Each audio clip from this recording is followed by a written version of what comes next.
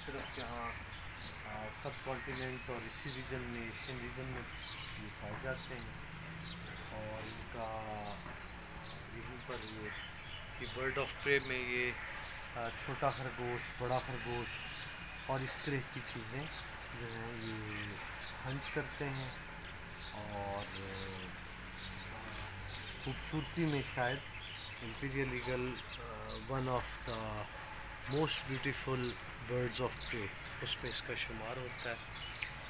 तो साइज़ में भी इसका विंग कॉर्ड, विंग स्पैन उस पॉइंट ऑफ व्यू से भी डिस्टिंक्टिव स्पीशीज़ में ये इसका शुमार होता है।